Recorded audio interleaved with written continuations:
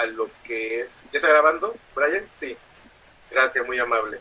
Hacia lo que es la socialización de la muerte de los hechos sociales y la muerte social.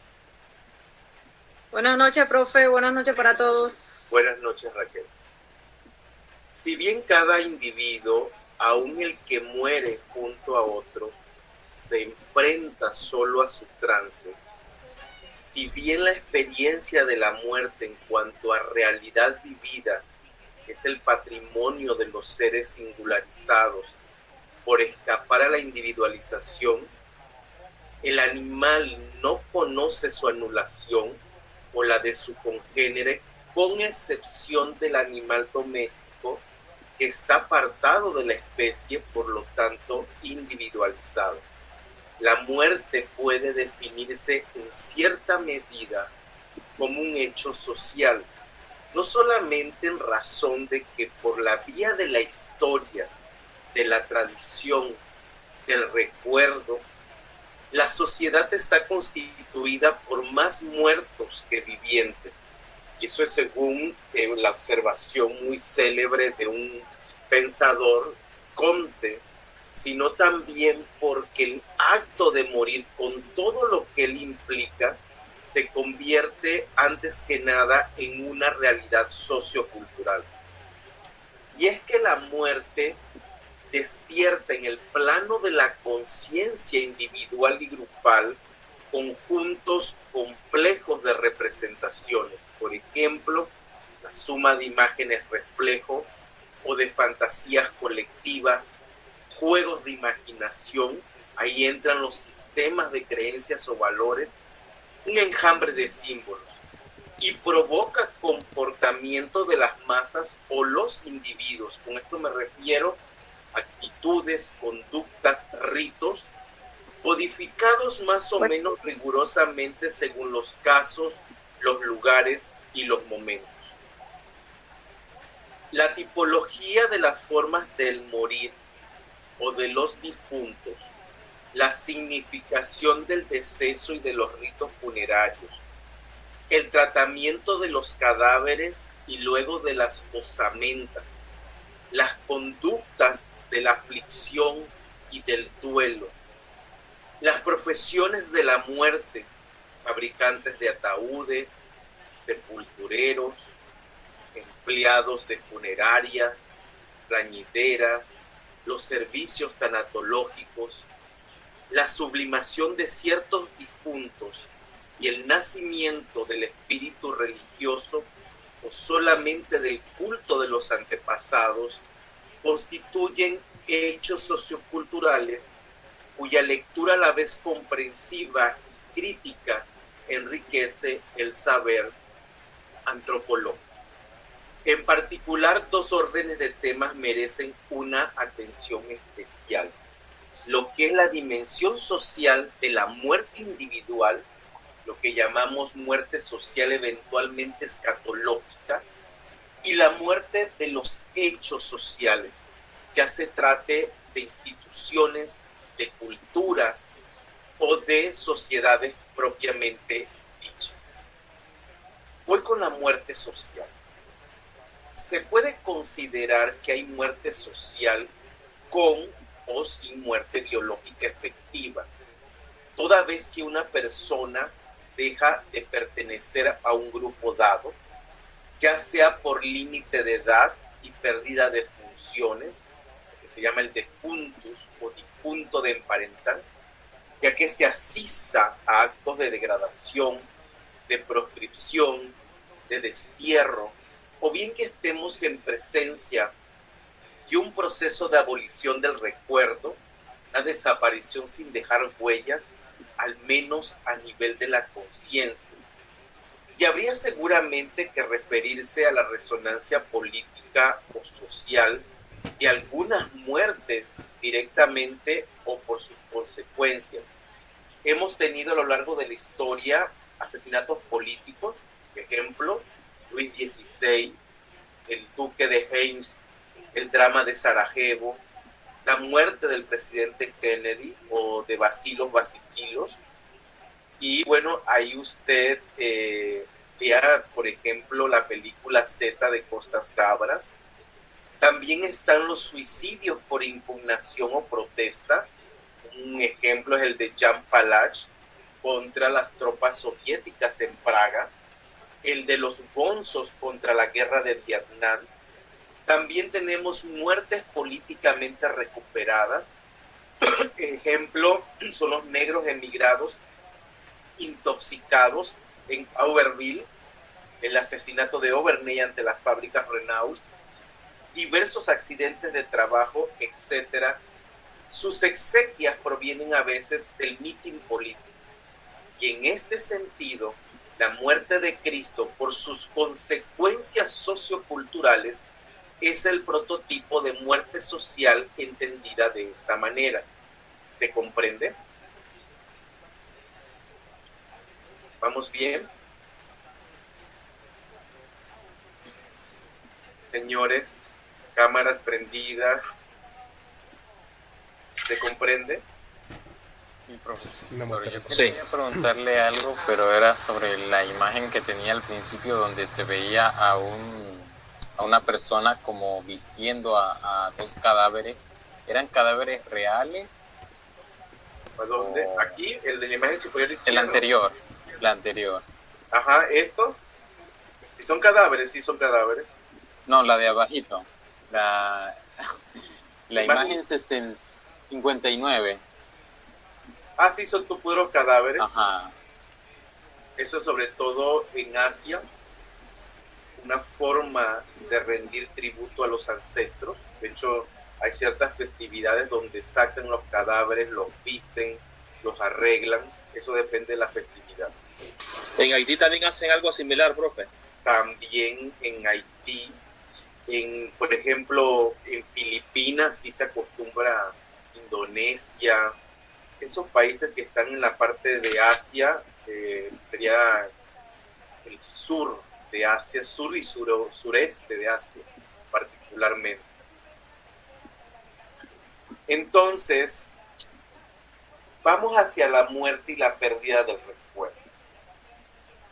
Según los negros africanos, por ejemplo, la etapa final de la muerte se produce cuando el esqueleto ha desaparecido por completo o cuando la familia del difunto se extingue o cuando por haber perdido el recuerdo del muerto ya no hace sacrificio para él. Esto no tiene entonces muchas veces los recursos requeridos para mantener su vida en el más allá. Y esta muerte definitiva o escatológica es pues a la vez social.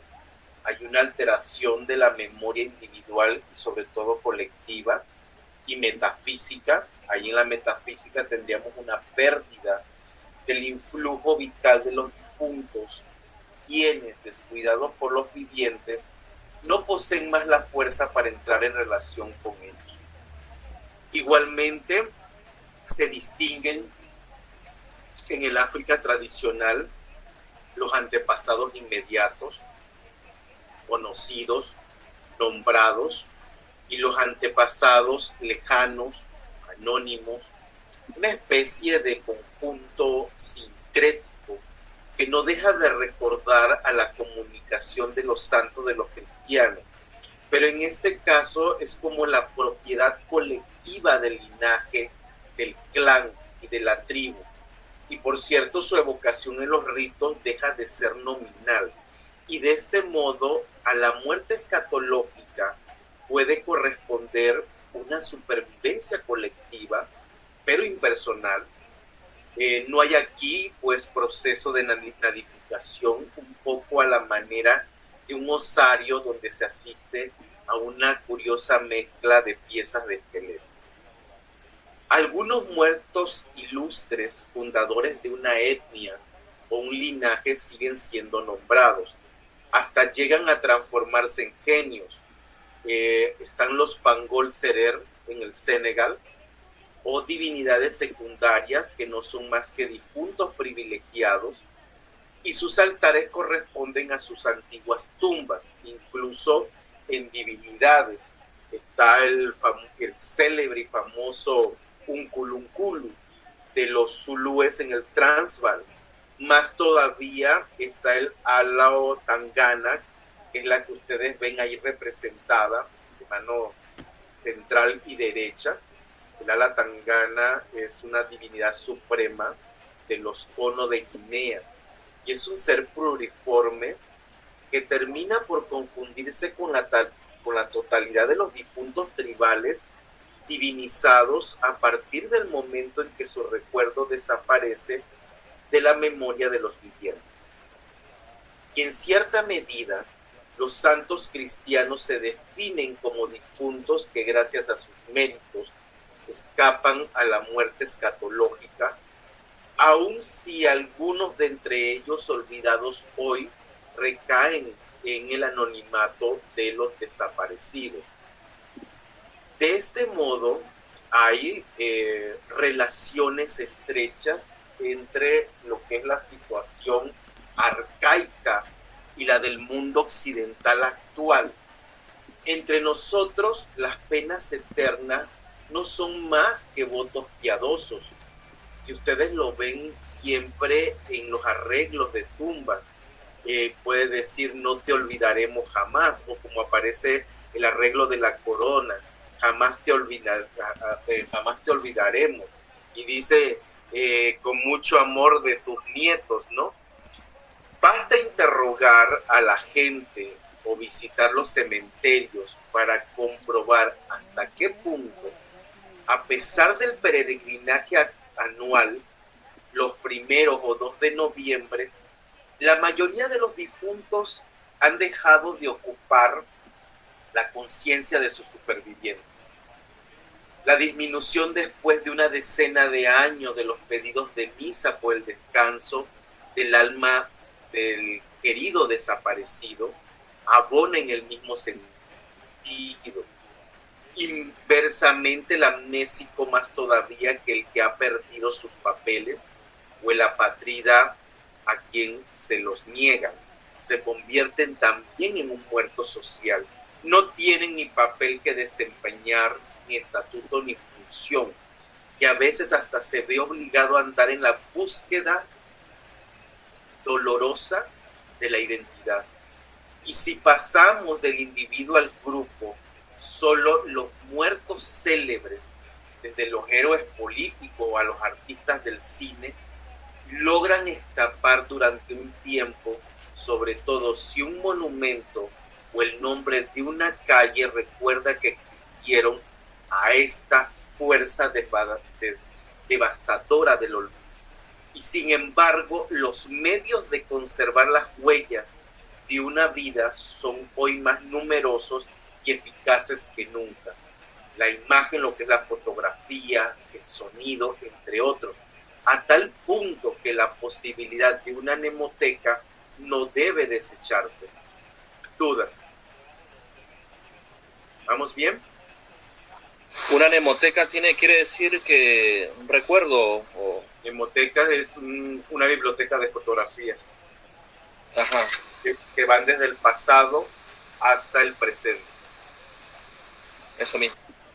Voy a la muerte por exclusión. La muerte por exclusión aparece bajo una luz diferente según se vaya acompañada de muerte biológica o no.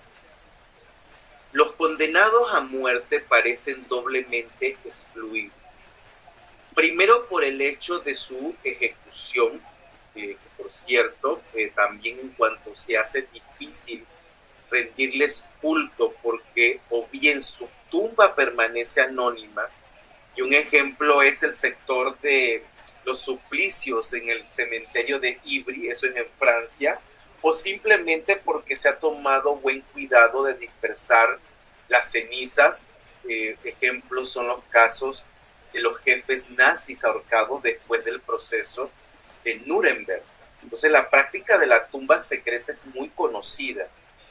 El negro africano entierra clandestinamente al que ha tenido una mala muerte.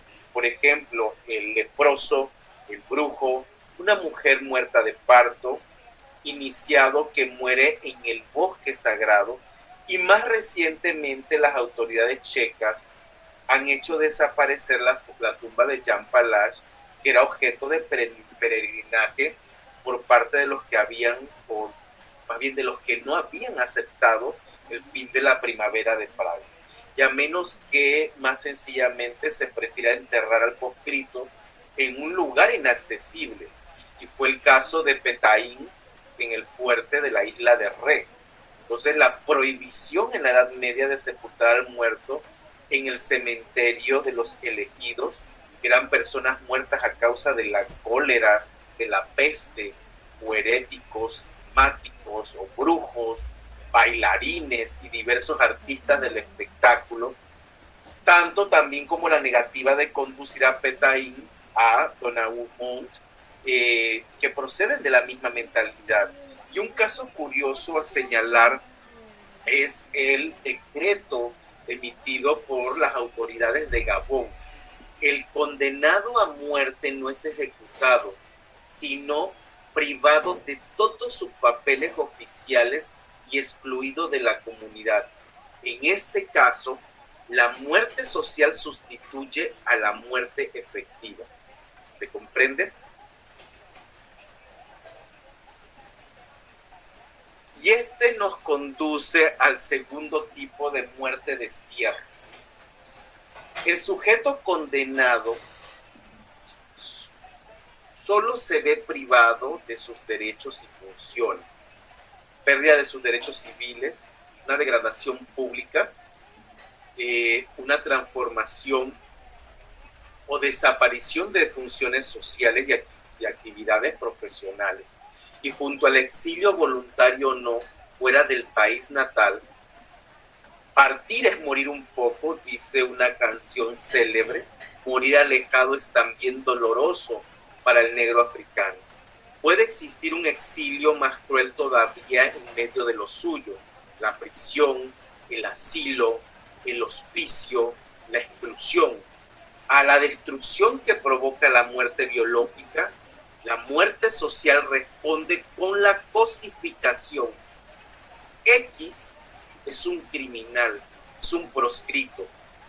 El anonimato impersonal, los difuntos, los sin tumba, los perdidos en el osario, la supresión del papel social por degradación. ¿Se comprende esto? Sí, profe, en el caso que usted mencionó allí, el asilo, ¿cuántos abuelitos hay allí que solo los dejan abandonados y solo para morir allí? Es correcto. Ahorita vamos a profundizar. Denme 2 minutos y regreso. Un momentito, por favor.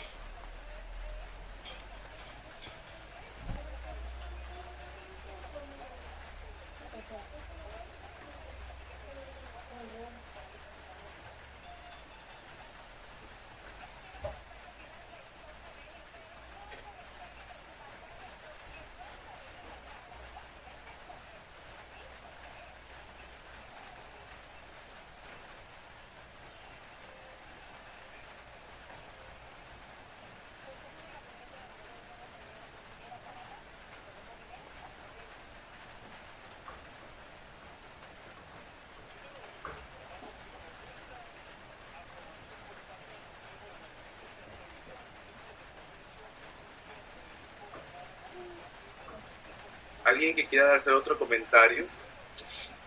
Los asilos son muy particulares. También la vida de... Imagínense, yo estoy de acuerdo con esta posición que tuvo Nayib Bukele con relación a sus cárceles. O sea, toda esa gente, los maras que hicieron tantas cosas, tanto daño a esa sociedad salvadoreña, que hoy día van a pagar 40, 50, ya tú no sales a la luz, no hay forma. Entonces, ahorita que usted habló de los asilos, hay que hablar de la muerte social del viejo, prácticamente de lo que es la jubilación al hospicio. Y es posible que el problema del envejecimiento vaya a ser uno de los más difíciles de resolver en la sociedad del mañana. Y es posible que la longevidad aumente considerablemente, que el periodo de madurez del ser humano se prolongue y que esta madurez no encuentre aplicación útil. Más que cualquier otro entre los humanos, los viejos, al igual que los condenados que esperan su ejecución, o los enfermos en peligros de muerte, son difuntos en potencia, biológicamente terminados, desgastados, socialmente inútiles. En estas concepciones sociales se piensa que no son productivos, que son consumidores modestos, que están privados de sus funciones, reposan antes del reposo eterno, que viven frecuentemente en condiciones económicas precarias, sobre todo si pertenecen a las clases menos favorecidas de una sociedad y en una cruel sociedad.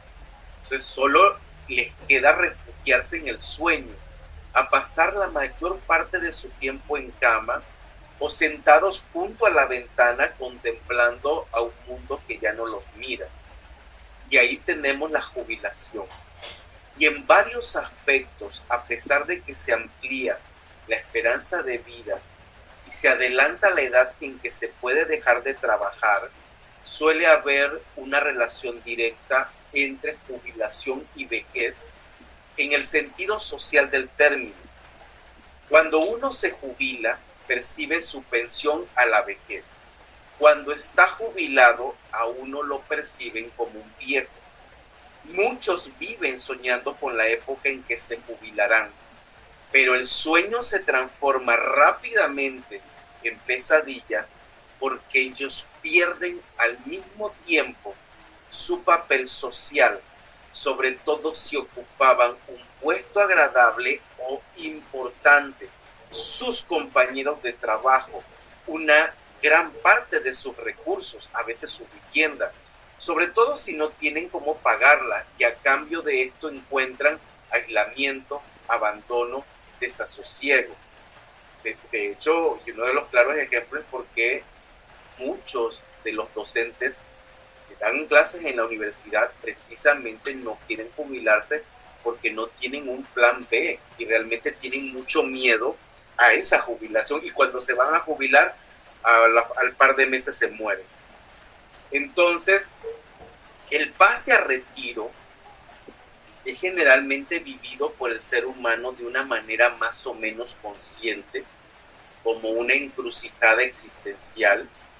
El personaje social de ese ser humano le es reiterado o le es retirado por una institución que le parece tan ineluctable e injusta como la muerte, y él lo vive por los demás como una muerte, como una fuente de angustia y de sentimientos de intensa frustración.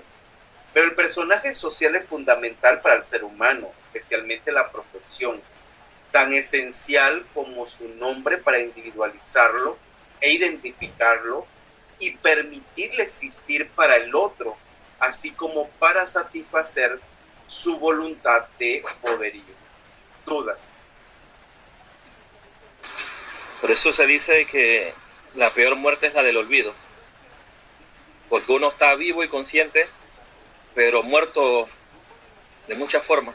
El asunto es y uno tiene que estar pelando el ojo con los adultos mayores, porque el joven piensa que jamás va a envejecer, y tarde o temprano vuelvo a lo mismo, a lo que es la educación, lo que representa la educación para todo el mundo. Lo que usted no transmita, no espere recibirlo cuando usted sea adulto mayor. Lo que usted no enseñe, lo que no cultive. Entonces la educación siempre es clave en todo esto. ¿Alguien más? Yo, profesor. Profesor, también pienso que pues tiene que ver más que todo con por ejemplo, hay muchas veces que el mismo doctor le dice al adulto mayor, como dice usted, y que no, que tiene que descansar.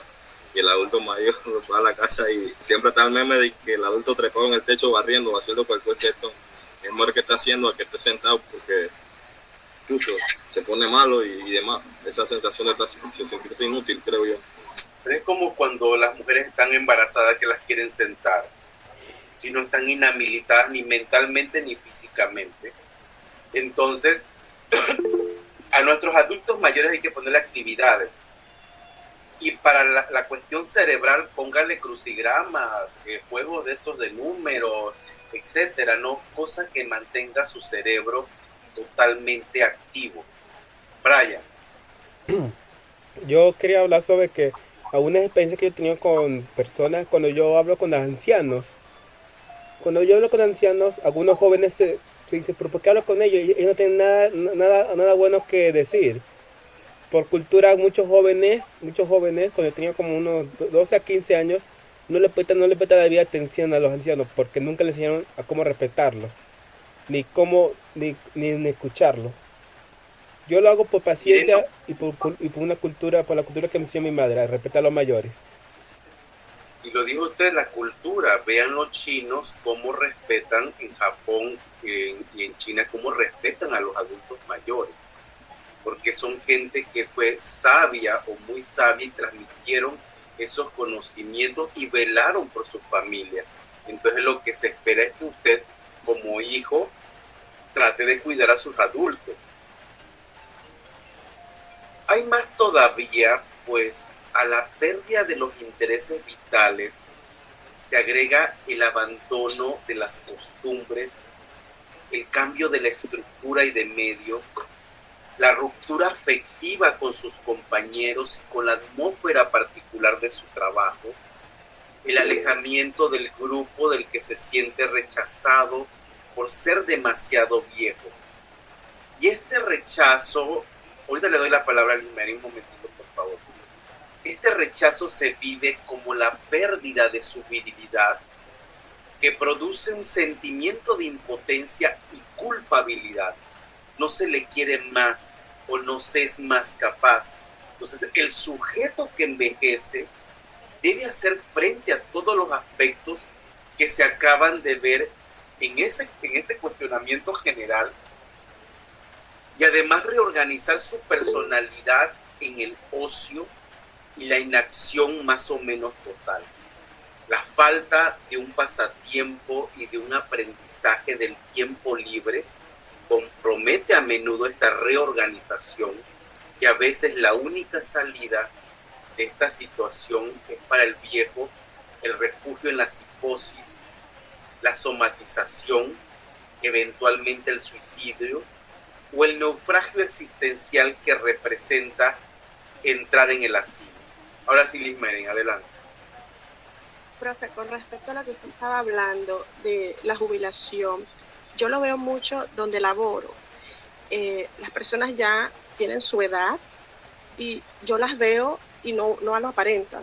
Las señoras todas bien arregladas, caminando erguidas, y los señores también. Y de repente uno escucha, ya fulano se jubiló. Y uno lo ve 2-3 meses después, parece otra persona. Físicamente hablando, están más delgados, como más desgastados físicamente, su modo de caminar cambian totalmente. Entran en depresión, precisamente, y acuérdense eso cuando ustedes ya estén pisando cerca de la jubilación, tengan un plan B. ¿Qué es un plan B? Póngase a vender cosas, sin pena, póngase, la cosa es estar activo, estar sociabilizando, ponga un negocio, venda ropa, o ponga una tienda, ahí vende frijoles, tiene que tener usted la mente ocupada, si no usted solito se va a ir para el precipicio, porque no va a aguantar la depresión. Imagínense, por eso el docente que tiene no solamente la parte docente, sino que tiene que pensar en hacer investigación, o estar en eventos académicos, o estar haciendo proyectos de labor social, siempre va a tener su mente ocupada, pero quítale eso. O sea, si eso es lo que a usted le gusta, póngase a hacer investigación y publique un libro, algo que lo tenga usted ocupado todo el tiempo. Y disfrute la jubilación, que para eso trabajó toda la vida. Váyase a pasear. Pero a los 80 años que se les ocurre que quiero ir, por ejemplo, a Europa, ¿ya para qué? Para eso mejor aprovecha tu juventud, los 30, los 40, los 50. Kevin, adelante. Profe, es que es curioso lo que usted menciona y es totalmente cierto, más cuando aquel adulto mayor en su año joven era trabajador, era una persona muy activa. En lo personal, nosotros hace casi 2 años sufrimos la pérdida de de mi abuelo, que era la persona más adulta aquí en el hogar. Yo recuerdo que él me contaba anécdotas, historias, cuando él era joven, cómo era la vida, cómo era la sociedad, y eso me parecía tan curioso porque es algo totalmente distinto a algo en la actualidad. El costo de la vida, la relación que había dentro de la misma sociedad. Y en los casos, como mi abuelo, al igual que muchos adultos mayores, ellos sufren una neurodegeneración debido a su avanzada edad. Y también es curioso eso que usted mencionó de actividades, que consideramos que esto, que lo otro, porque ya de cierta edad, 60 o quizás un poquito más en adelante, prácticamente ya no ponen a trabajar su cerebro, ¿no? O sea, no estudian, a diferencia de los jóvenes, niños, adolescentes que están estudiando esto, repasando lo otro. Por eso influye mucho lo que es la pérdida de memoria de trabajo. Por eso ellos se acuerdan cuando eran jóvenes, pero se les olvidó que desayunaron, debido al problema de más que todo ligado al Alzheimer, que ataca lo que es la memoria de trabajo.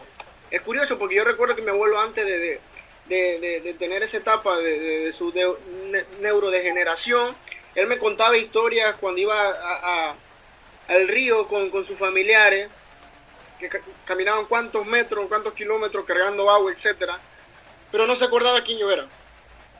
Y es verdad que hay que apreciar el adulto mayor hoy en día. Hace 12, 13 años nosotros en la iglesia íbamos al asilo de ancianos después de los cultos, y ellos se sentían tan alegres, nos preguntaban si volvíamos a ir, cuándo íbamos, si podíamos llevarle esto o lo otro. Nosotros les preguntábamos a la enfermera si podían comer, y ellos nos explicaban que ellos pasaban tanto tiempo en soledad que cuando llegaba como esa luz, como esa visita, hasta que lloraban de la alegría por eso. Claro, y hay que dedicarle tiempo, hacer también labor social, que eso es importante, lo que usted decía, y cuidar a nuestros adultos mayores, porque como les digo, cuando uno es joven, uno piensa que falta mucho para ese tiempo, y a veces la vida es un abrir y cerrar de ojos. Créanme que es un abrir y cerrar de ojos. El tiempo pasa muy rápido, y cuando uno es adulto el tiempo va volando. Entonces uno tiene que aprovechar todo lo que se nos presente en la vida para ser feliz, y tener todos esos plan B, no 1, 2, 3, para lo que viene más adelante, y poderte y terminar tu existencia en este planeta de la mejor forma posible. ¿Alguien más?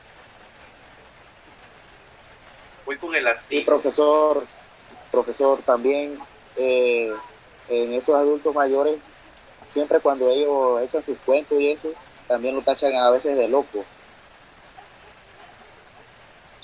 Lo que pasa es que el joven piensa que jamás va a ser viejo. Acuérdese de eso. Ese es el problema con los jóvenes. Pero eso, yo no sé, pues, pero en opinión personal mía, yo siempre, o sea, no sé, siempre he tenido ese agrado de repente conversar con la persona adulta, escuchar esos cuentos que echan de su época y demás. Para mí, opinión personal, no sé si de repente es por la o sea, digamos así, que era mi vocación escuchar esas historias de hace tiempo. En lo personal a mí me agrada mucho que si cuando iban a las procesiones de Alange, que si cuando caminaban de San Pablo a Alange todos los domingos para ir a una misa, que si cuando mi tía vivía allá en Punta Burica y recogía cocos todos los días para hacer aceite, que cuando cogían pescado y tal, ese tipo de historias a mí la verdad me agrada mucho, y a mí me parece bastante entretenido conversar con una persona adulta. Es que es muy gratificante porque sobre todo te echan muchas tallas, también te hablan de experiencia vivida. Esta experiencia vivida es muy importante, aprender de las cosas que ellos tienen, y nunca subestimarlo, porque ellos ya tienen, durante el tiempo que han tenido de existencia, ya tienen un bagaje de conocimiento. Entonces, no subestimarlos, que eso es lo más importante. ¿Alguien más? Sí, profe, usted mencionó algo de las experiencias vividas que los adultos comparten. Y también mencionó antes que otra muerte social se puede decir, que es el abandono de tradiciones. Claro, y nuestros adultos, nuestros ancianos, tienen mejor que ellos que vivieron y que conocen las tradiciones, y lamentablemente la juventud no lo aprovecha o no lo aprovechamos y dejamos morir esa parte social de nosotros. Pongo un ejemplo. ¿Por qué si la festividad más importante de nuestra provincia, que es la de San José de David, las brillantes personas decidieron abanderar a un sujeto que históricamente no ha sido relevante ni para nuestro país ni para nuestra provincia? ¿Por qué no agarraron a un montón de adultos mayores y los homenajearon? ¿Sí entienden cuál es la realidad sociocultural de nuestra nación? ¿Se dan cuenta cómo está? Profesor, más que todo siempre lo he visto como cuestión de política, y era lo que le conversaba a familiares acá, pues que o sea, yo nunca he entendido por qué se da eso. Mire que acá en la región de Cochea pusieron de abanderado a Tonín Arau, cuando ese señor no es uno ni de por ahí, y pues lo pusieron a él de abanderado cuando ni siquiera él ha hecho mérito. Y por lo menos este año que para el 19 de marzo también se abanderó a Gaby Carrizo, el vicepresidente, tampoco entendí la razón, pues habiendo, digámoslo así, ese mismo año hubieron unos jugadores de béisbol que destacaron mucho en el Mundial de Béisbol, y la verdad pues sentía yo que por lo menos hacerle el homenaje a esa persona, que aunque no hayan clasificado a la siguiente ronda, pero hicieron un gran desempeño al representarnos como provincia, por lo menos en ese Mundial de Béisbol. Y se ha perdido esa tradición que sinceramente no entiendo. Antes por lo menos se ponían los jugadores de béisbol, de fútbol y tal, pero ahora eso es un hecho político, y siento que nosotros, pues en vez de quejarnos como pueblo, también tenemos que poner a nuestra parte y decir, no, eso no lo queremos. Claro, y ojo, no se trata de hablar de un partido. Y sobre todo hacer conciencia de quiénes son las brillantes mentes para elegir, abanderar, homenajear, cuando esa es la distinción más importante. Es como si entre poco le entregan las llaves a un candidato político, cuando los candidatos políticos por lo regular no han sido relevantes en la historia de Panamá. Solo contaditos con la mano, uno o dos, entre ellos el creador de los hospitales en este país y las escuelas públicas, pero no voy a mencionar absolutamente ningún nombre. A ver, Miguel, adelante. Ok, buenas noches. Buenas noches. Cuando yo veo a los chicos que se ponen así, ¿por qué vamos a hablar con los viejitos si no somos de mi nivel de edad? Pero para mí, como los más compañeros dicen y han comentado, hay mucha sabiduría. Así que muchos se apartan de la sabiduría por andar en otras cosas que no son buenas. Y además, porque con ellos se está yendo lo que es la tradición oral. ¿Oh? Sí, eso lo podemos la tradición y la costumbre. En vez de poner la banderado a personas de candidatos, poner a personas que ponen tanto las tradiciones como las costumbres muy arriba del mundial. Escritores, autores, panameños, como lo ha hecho muchos cantantes, pero muchas personas se van para una persona X que no ha hecho ningún aporte tanto como a la cultura como a la nación de Panamá. Así es. ¿Alguien más? Voy hacia el asilo. Desde la perspectiva que nos interesa, el asilo es a la vez la consecuencia de la muerte social y su instrumento más perfeccionado. Opera sobre un doble registro, puesto que al institucionalizar la alineación del viejo, libera de culpas a las familias que se desembarazan así de padres que se han vuelto molestos, dándoles buena conciencia, y también a la sociedad que ha creado la institución de asistencia, de tal manera que se puede decir el asilo absorbe con los viejos la angustia y la culpabilidad del grupo. Las motivaciones para entrar en el asilo de viejos responden a tres situaciones bien conocidas por los geriatras. En primer lugar, la reducción de la autonomía corresponde a la disminución de los medios físicos e intelectuales que la debilidad de las posibilidades económicas nos permite compensar con la adquisición de servicios. En segundo lugar, el aislamiento, donde convergen numerosos elementos que van desde la pérdida del empleo y del decoro familiar, la desaparición del cónyuge, la dispersión y alejamiento de los hijos o de los amigos, una disminución del sentido de familia y baja de la tolerancia que una sociedad orientada antes que nada hacia los jóvenes es capaz de tener ante las perturbaciones de comportamiento del viejo. A fin, la pérdida del interés existencial. Según el doctor Binat, 3 elementos contribuyen a este cuadro. La pérdida del personaje social, en este sentido, jubilarse a la vez perder el empleo y ver reducido el poder económico, que constituye sobre todo la experiencia del ser humano y especialmente el hombre o de algunas mujeres socialmente masculinizadas, la dificultad, incluso la imposibilidad de reorganizar su personalidad en el ocio, agravada por la falta de una educación para el tiempo libre, el estrechamiento vital que lo reduce al aislamiento, a la limitación del campo de acción, tanto por razones económicas o bien médicas. Y estas condiciones dramáticas en sí mismas se ven todavía reforzadas por las condiciones de permanencia en el asilo, la separación de las parejas, la incomprensión y dureza del personal no calificado, vigilancia más que cuidados.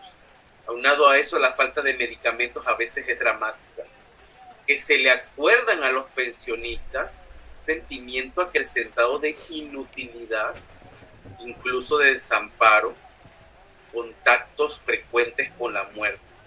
Y suele haber supermortalidad en los asilos, sobre todo en los meses siguientes al ingreso. Y es que el asilo no es una institución con miras terapéuticas o de readaptación. Es un desaguadero, un desván donde se arroja lo irrecuperable, aquello de lo que no se puede esperar nada más, una supervivencia de una concepción fatalista y pasiva del disminuido y del inadaptado, o simplemente un moritorio, una antecámara de la muerte, el intermediario privilegiado que transforma a la muerte social en muerte biológica. ¿Dudas? ¿Vamos bien?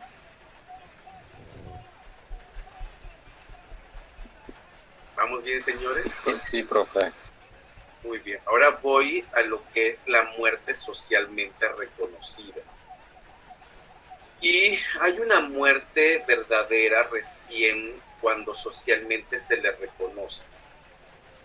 Este atañe no solo al problema de los signos o pruebas de la muerte, de las que ya he hablado, sino también y sobre todo a la autoridad que está habilitada para autentificarlos en el triple plano de la realidad de la muerte, de la naturaleza exacta de sus causas y de las circunstancias del lugar, de los medios y maneras como ocurrió, sobre todo en caso de que haya una muerte sospechosa, de una muerte violenta, de un crimen o de un suicidio.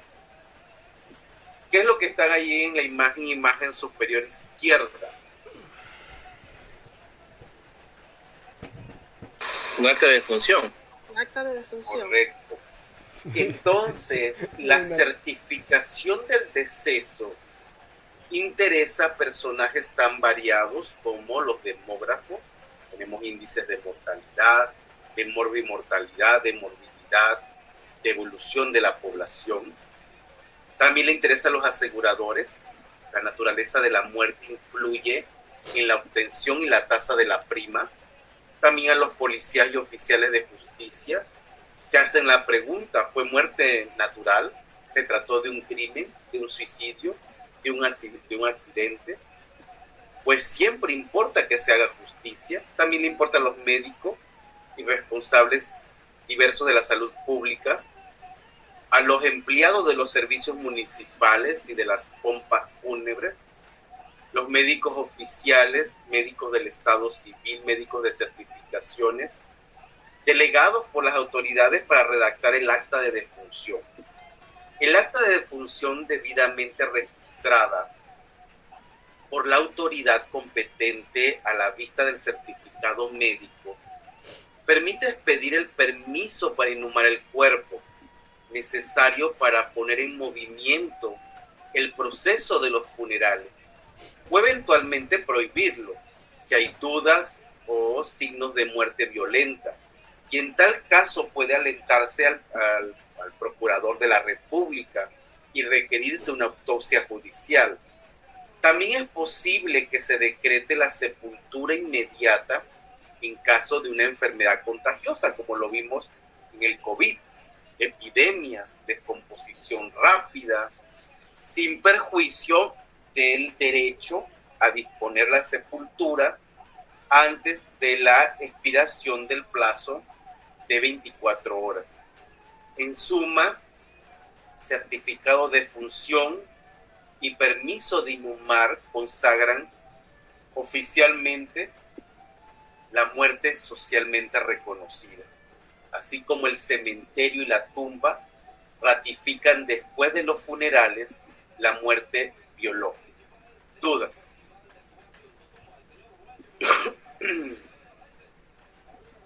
¿Dudas? ¿Vamos bien? El aborto entra como, cuando un bebé muere, o sea, es un aborto no por decisión de la madre, sino porque que se cayó, es necesario. Que se cayó y se abortó, vamos a decirlo así. Okay. Ajá, entonces, ¿eso también entraría allí? No, ahí es diferente. ¿Y cuando lo mata un relámpago? ¿Cómo? Cuando lo mata un relámpago. ¿Cómo sería la muerte? Un relámpago. Eso es que es un accidente. No es una muerte social propiamente. Ese certificado también le sirve para aquellos que están esperando una herencia y quieren cobrarlo. Exactamente. Voy ahora hacia lo que es la muerte dada, la muerte vivida. La antropología de la muerte se quiere ir más allá de la mera descripción objetiva de los comportamientos, actitudes o rito. Debe enfrentarse simultáneamente una abstracción, la reflexión teórica pura realizada por el ser humano viviente, aun cuando ésta cree haber rozado alguna vez las alas de la muerte. Eso es como para hablar como el poeta. Y a la vivencia imposible, lo que es la experimentación total de la muerte propia, que se ignora si es posible.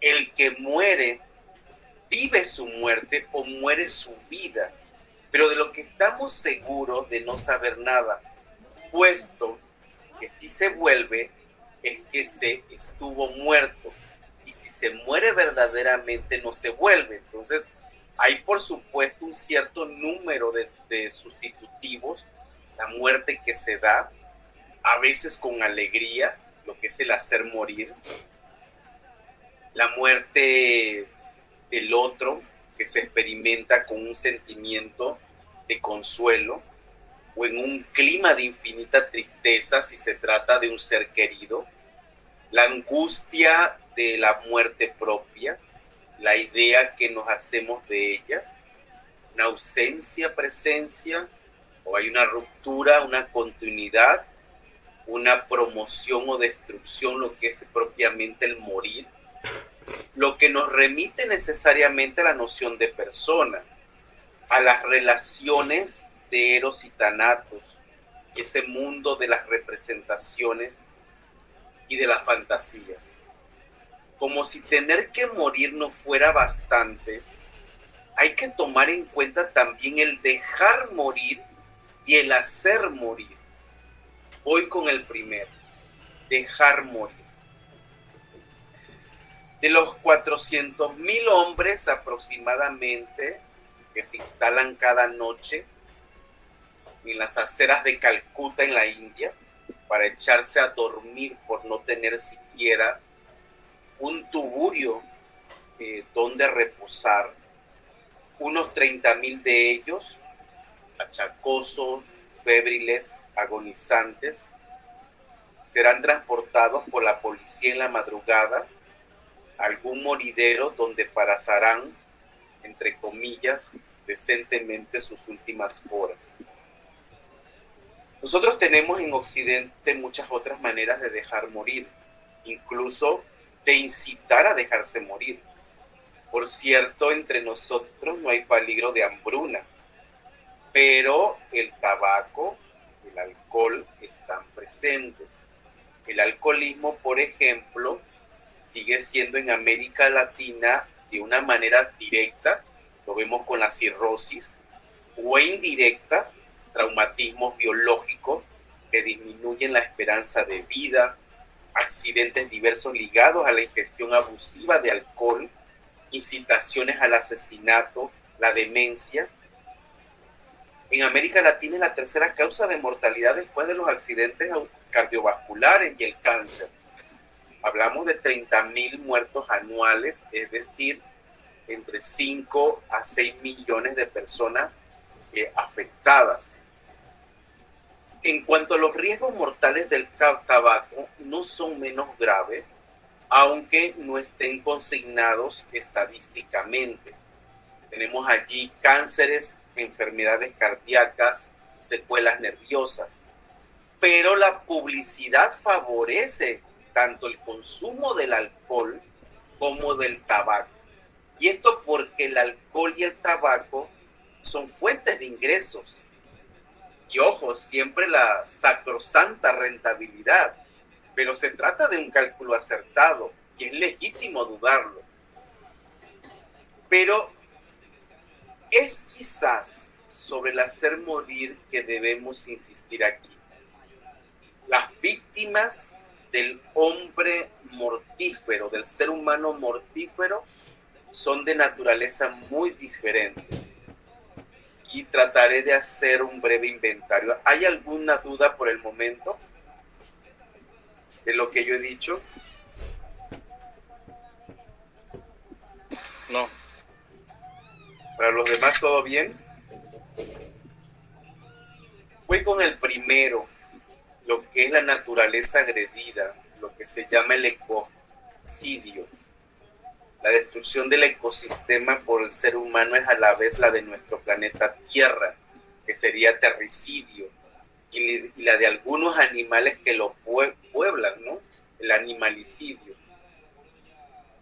Entramos al homicidio colectivo. El ser humano es el único ser de la naturaleza capaz de destruir conscientemente a su propia especie. Y debemos mencionar dos aspectos de este poder mortífero. Por un lado, la guerra, y por otra parte, el genocidio. Por ejemplo, las guerras de las religiones.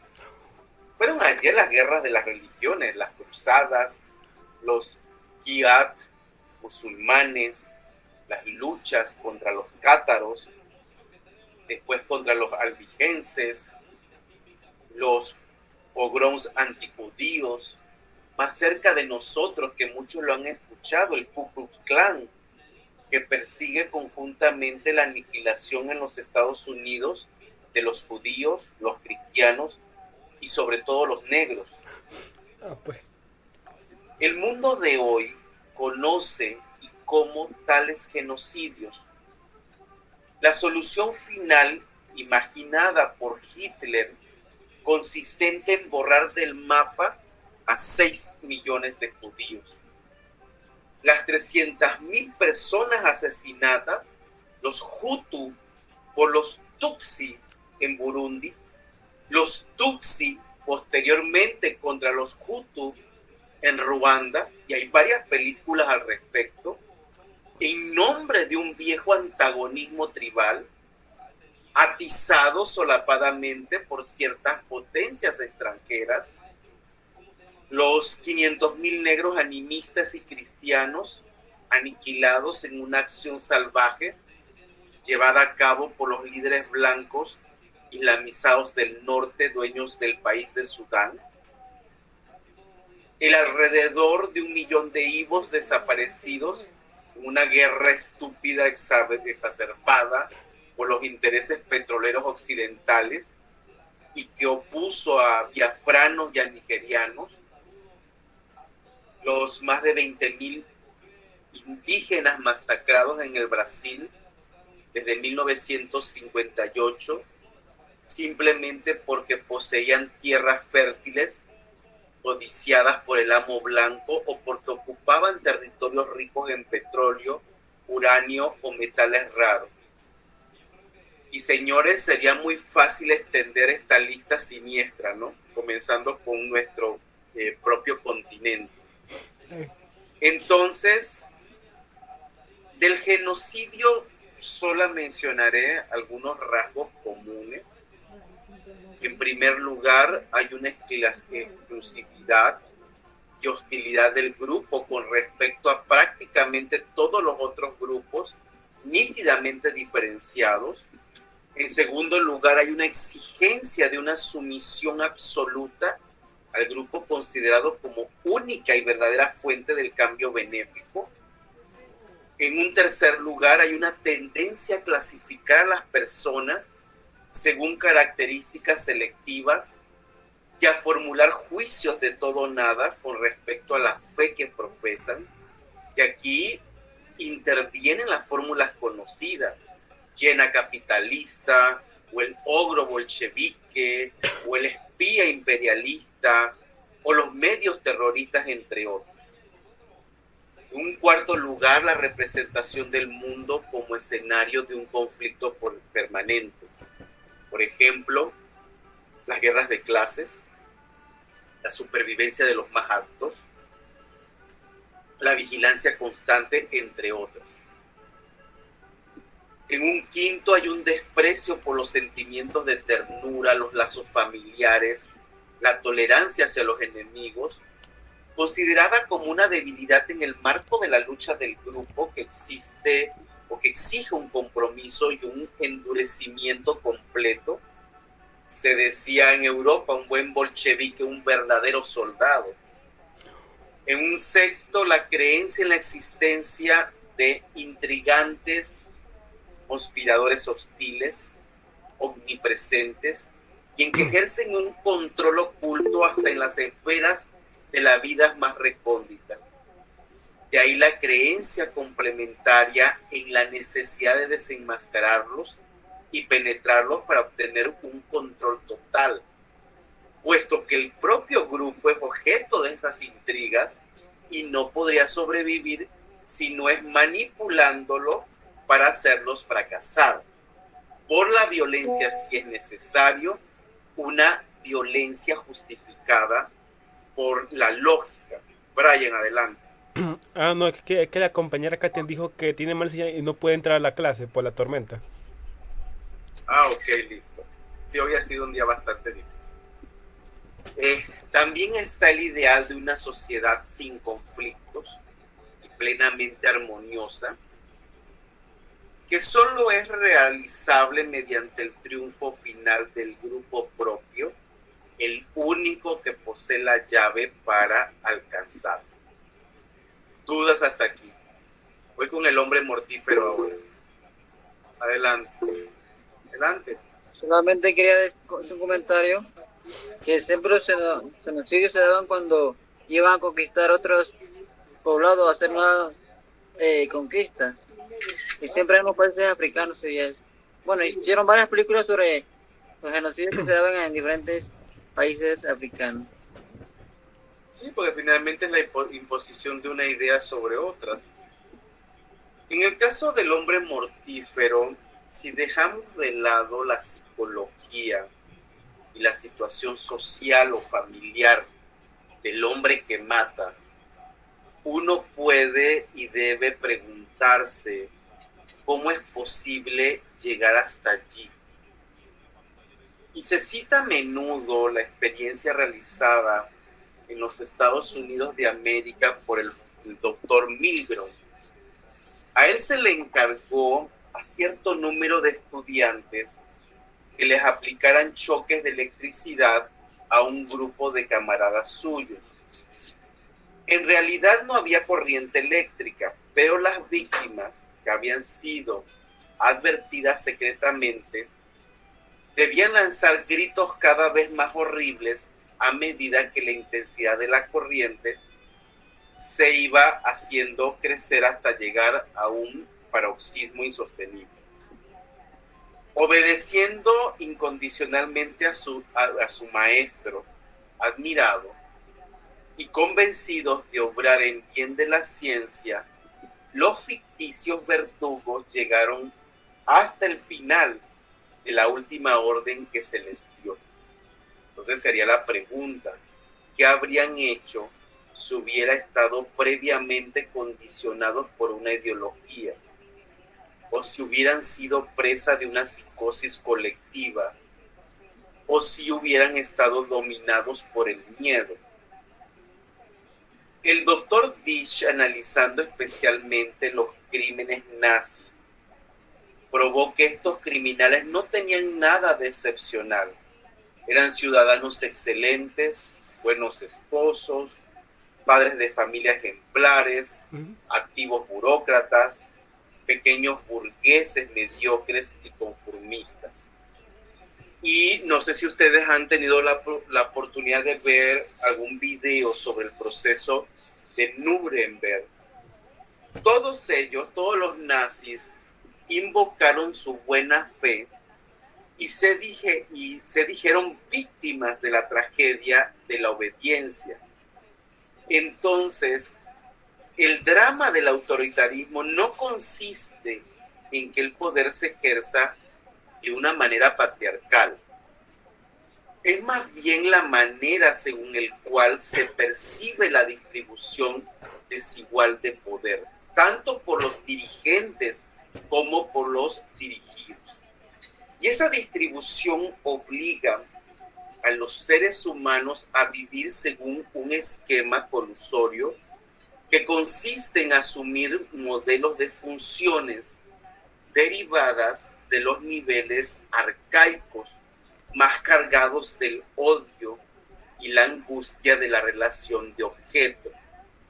En cuanto a individuos, ni siquiera los representantes extremos del sistema podrían ser calificados clínicamente de locos, y al igual que la enfermedad a la que alude este objetivo, este sistema reposa sobre la prontitud colusoria para polarizar los papeles de poder según el esquema omnipotencia, sumisión atienta, siempre proyectado donde esto resulta posible. Los hombres a quienes se han entrevistado ilustran toda la tragedia de la obediencia como uno de los aspectos del papel polarizado que expresa la relación de objeto sadomasoquista.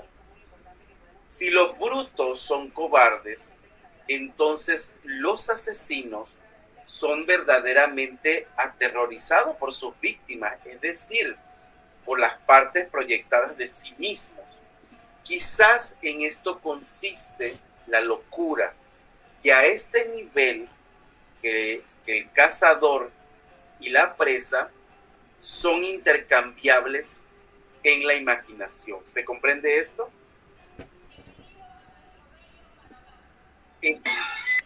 Entonces, nada más fácil que encontrar un chivo expiatorio deshumanizado, demonizado de alguna manera, el judío o el árabe, el negro, el débil, como antes la bruja, y procurar su destrucción ineluctable, Allí se encuentra lo esencial de la relación paranoide perseguidor-perseguido. Voy ahora a lo que es la muerte particular. Por ahí vamos a ver un cadáver o unos cadáveres, así que nada más vamos a analizarlo bajo la perspectiva que llevamos en este discurso. El hacer morir puede ser directo si se suprime al otro o indirecto si se hace todo lo necesario para que el otro se suprima a sí mismo. Hablamos de suicidio por desesperación o una coacción física. Y es así como existen tipos de suicidio que se parecen extrañamente a homicidios y son los crímenes por sustitución del verdugo. El tema del homicidio individual nos abre un abanico de perspectivas de las que solo podemos esbozar aquí algunas de ellas. Vamos primero con las nociones del derecho a matar o la pena de muerte. Dejemos de lado por el momento este tipo de muerte particularmente sacrílega y sin embargo fecunda. El deicidio, sacrificio de Dios, que el doctor Fraser describió luminosamente en La Rama Dorada, y refirámonos únicamente a la costumbre jurídico-moral. Sin querer entrar en el detalle de las discusiones y polémicas que ha provocado esta delicada cuestión, ya que desbordaría nuestro propósito, al menos vamos a introducir dos observaciones capitales. En primer lugar, pongamos de relieve el carácter arcaico y mágico de esta práctica. Y esto lo ha subrayado acertadamente el doctor Collins. La condena a muerte se dirige menos a una cierta categoría de individuos que a una cierta categoría de situaciones. En efecto, se podría pensar que el veredicto mortal desempeña el papel de un cierto analizador selectivo y que se va a encontrar en la configuración personal de los condenados una cierta fisonomía monolítica. Por ejemplo, el perverso de escasa afectividad, amoral, irrecuperable, pero no es así porque no es un cierto tipo de individuo el que es afectado por la condena, sino un cierto tipo de situación y fundamentalmente las situaciones de contenido afectivo, pasional, de alta significación mágica, aquellos donde han sido transgredidos los tabúes ancestrales. Citemos más particularmente desde esta perspectiva los crímenes de significación edipiana, lo que es el parricidio y el infanticidio, y las perversiones sexuales, lo que es la violación e incesto, la muerte del jefe, del rey, del presidente o del sacerdote, los crímenes de resonancia mágica, incendio, envenenamiento, etc. Es probable que las ejecuciones espectáculo se relacionen con ese contexto mágico sádico y vean los recientes ejemplos tanto de países como Nigeria, de Guinea, de Irak.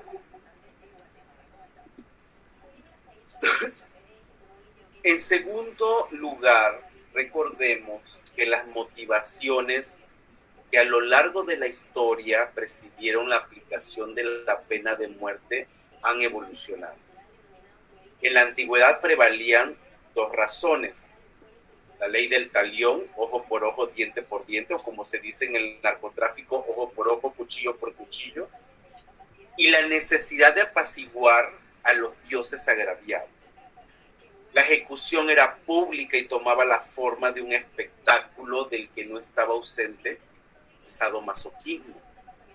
Con el cristianismo, la pena capital se convirtió ante todo en un medio de expiación para el supliciado y en una intimidación para las multitudes que asistían, por supuesto, a la ejecución litúrgicamente codificada.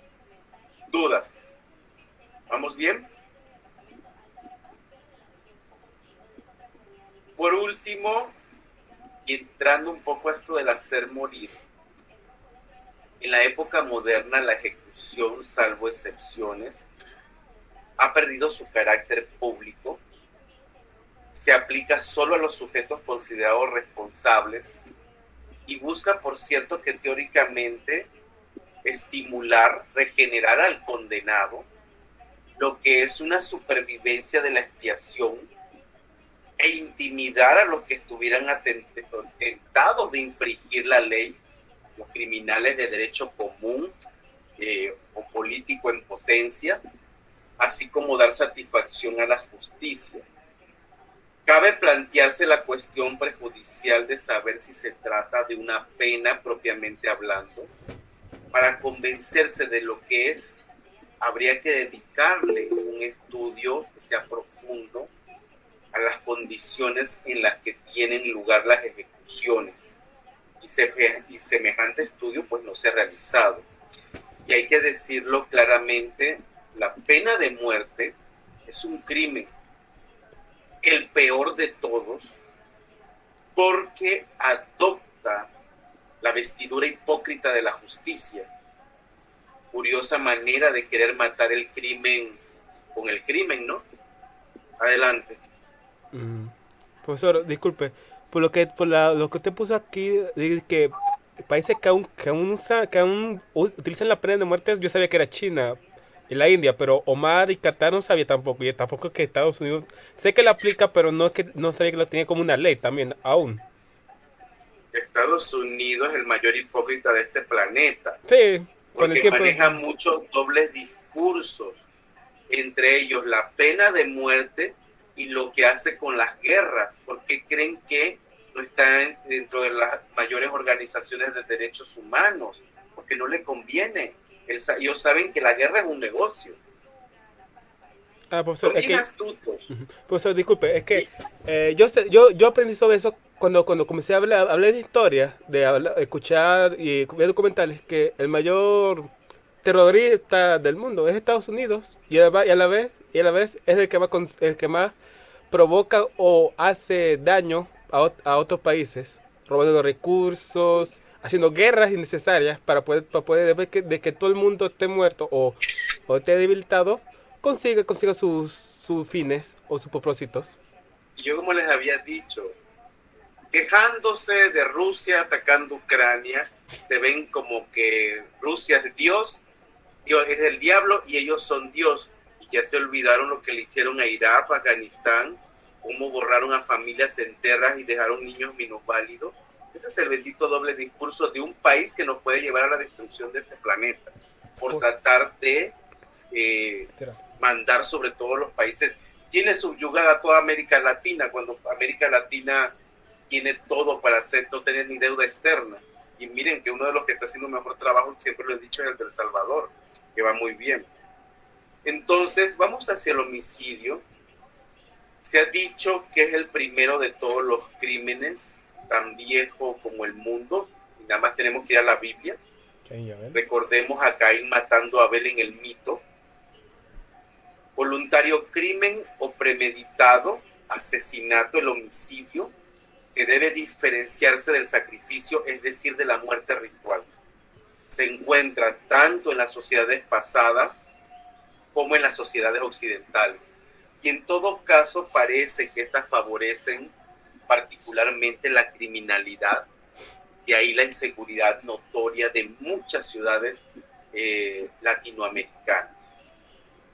El doctor Bernet, vamos a ver una imagen fuerte, señores, no, mejor voy a saltar. Me voy a ir a la otra, me voy a ir al último. Me voy a quedar con la última porque las otras imágenes son más fuertes. Entonces, el doctor Bernet, él distingue 6 categorías principales de homicidios. Está, por ejemplo, por disfrute. Hay asesinatos o asesinos que matan por placer. Están por contagio, pues la sangre llama a la sangre. Se trata de sujetos que después de un primer crimen sufren una degradación ineluctable, matan sin pesar, no saben dónde están. También están los homicidios por impulso, una especie de actitud descontrolada, una violencia irreflexiva. Se da el caso de que después del impulso morboso, una vez extinguido literalmente, el criminal se duerme junto a su víctima. También está el homicidio por prejuicios. Aquí hay que mencionar el duelo, la vendetta, el crimen de honor, es decir, todo lo que responde a un código muy particular. También está el homicidio por cobardía. Esta categoría incluye lo que vulgarmente se llaman crímenes infames, de los que son víctimas seres vulnerables sin defensa, niños, rentistas, choferes de taxis, mujeres. Por último, los crímenes por desequilibrio son los cometidos por personas impulsivas, pero psicológicamente frágiles, epilépticos, perversos, paranoicos. Hay una exaltación patológica, la idea fija, la falsedad del juicio, que caracterizan a menudo el clima mental de tales criminales. Y habría que distinguir también los móviles que animan a los crímenes pasionales, sean estos amorosos o políticos, o los que tienen por finalidad facilitar el robo o neutralizar un obstáculo, un rival, un marido, una esposa, un testigo molesto, o solamente la venganza, o sobre todo la posesión, como se ve en Otelo. Y se ha dicho que matar es una suprema manera de poseer a su víctima. Pero hay un cierto número de homicidios que merecen ser mencionados especialmente. Los infanticidios, los parricidios y los regicidios. Señalamos también que el crimen se vende bien, que es visto bien, pues bien visto. No nos cansaríamos de citar películas de éxito en cuyo transcurso se asiste a muertes violentas, tanto realizadas de manera canallesca como simpática, aun cuando en definitiva es la moral la que sale gananciosa. Parece manifiesto el placer morboso que experimenta el espectador. Es evasión, a manera de pregunta, será reafirmación, catarsis. Creo que es bastante complejo pronunciarse al respecto. Y lo que hay que quizás de más doloroso en la muerte es el morir, que reúne al muriente con sus allegados en un drama casi siempre compartido, que provoca ciertos comportamientos, fantasías y a veces construcciones mentales altamente elaborados. Si bien todo el mundo está destinado a morir, no se muere siempre de la misma manera, ni se concibe la muerte en todas partes de la misma manera. Ya sea uno testigo o actor, el drama no se concibe, se representa y se vive según los mismos modelos. ¿Dudas? ¿Alguna duda? No hay duda, profe, pero lo que usted mencionó, estos 6 puntos, estos 6 tipos de homicidio, lo vemos tan claro con los asesinos en serie. Muchos de ellos son hombres en sus comunidades, hombres y mujeres tan, por decirlo así, tan honorables, respetados y todo, pero lo que tienen en su mente es otra cosa. Exactamente, a veces el que uno menos piensa puede ser un homicidio en potencia, homicida. Hasta aquí termina el módulo de antropología de la muerte. Independientemente, acuérdense que el parcial es hasta la civilización maya en torno a las representaciones de la muerte. ¿Estamos de acuerdo? Las siguientes sesiones iré ahora a la antropología de la vida, lo que es antropología de la salud. Acuérdense que ese es un panorama de todo lo que hace la antropología. Ya, como les había dicho, esta primera parte es poblaciones actuales. El siguiente semestre, que ya me dieron las materias, eso quiere decir que ni se salgan del classroom, porque hasta el que se queda tiene derecho a dar la segunda parte conmigo. Entonces vamos a ir a antropología de las sociedades antiguas, que hay que estudiar. Acuérdense, porque me voy a ir presencial todos los parciales, va a haber ejercicios y todo me voy a ir presencial para que se vayan preparando. ¿Estamos de acuerdo? No se preocupe, profe, que todos vamos a pasar. Van a pasar, porque la idea es que ustedes se conviertan en buenos docentes de la historia, para que puedan replicar y enseñar bien a todos sus alumnos. ¿Estamos de acuerdo? Ese es el propósito finalmente. ¿Dudas? Profe, yo sí estaba viendo imágenes fuertes por otra parte, y más que todo con la intención de obtener más información. Y pude notar que muchos de los cuerpos que aparecen en las redes desmembrados es porque se le realizó a personas con crímenes muy fuertes, ya sea por robos a gran escala, en joyerías, autos y demás, y por haberlo hecho con violencia. Entonces, como a manera de castigo, terminan así, ¿no? Estaba el cuerpo y un cartel donde decía por qué le sucedió estas cosas, ¿no? Entonces no era porque simplemente alguien lo quiso hacer y ya, no, era porque esa persona representaba un mal. Y se han dado cuenta que la muerte biológica como la muerte social es muy amplia. El tema de la muerte es muy... Y eso que, bueno, yo creo que en la siguiente materia sí me voy a ir a la muerte en poblaciones pasadas. Vamos a ver, que depende del tiempo que tengamos. Pero son temas muy, muy amplios. Lo más importante es que ustedes aprendan un poco de todo, desde la antropología. ¿Dudas?